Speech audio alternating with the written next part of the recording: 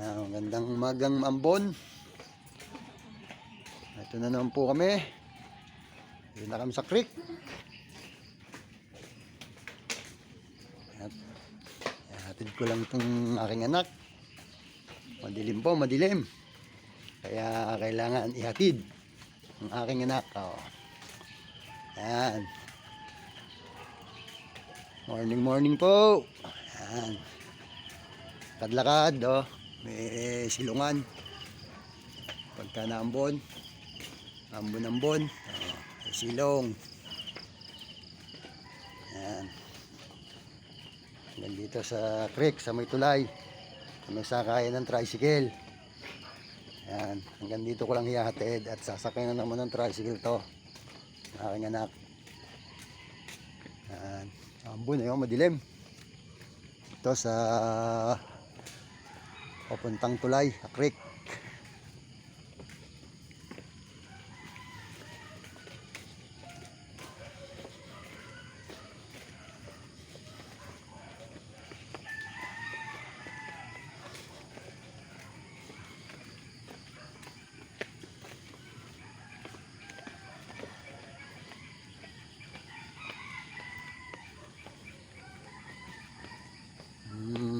Yan.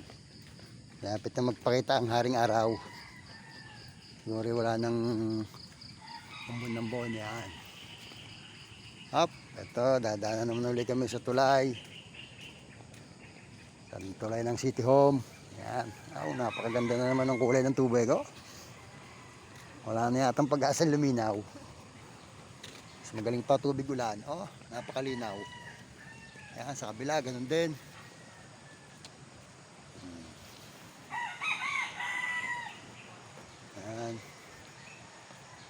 Yan, at mga tropang mahilig magmanok, at backyard manok ang benta.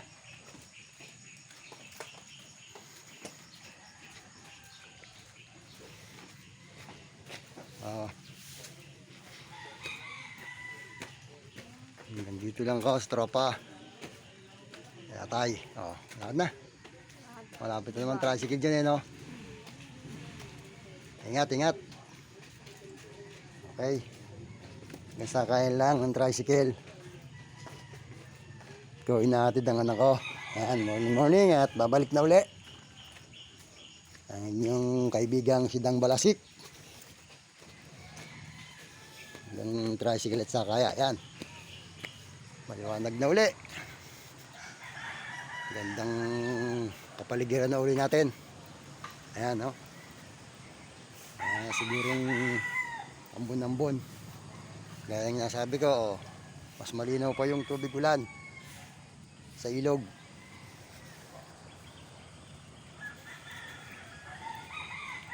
Yan.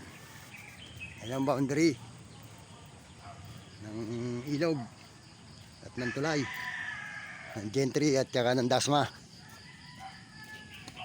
Yan. Jaging siyempre pahon. At pampalakas ulit ng tuhod ni Dang Balasik. At baka laro na uli ng basketball sa balik laro. Practice muna uli. Parang nakakabalik-balik ang mga tuhod wala na yung masyadong sakit, injury.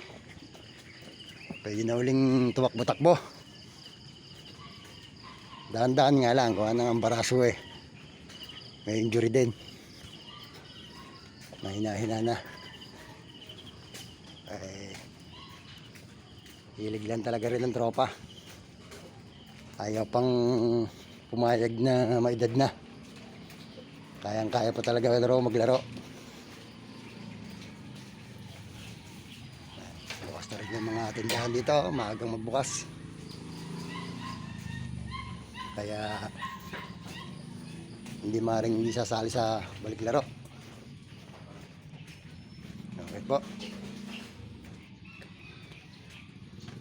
Wala yung aking motor. Pauwi na uli.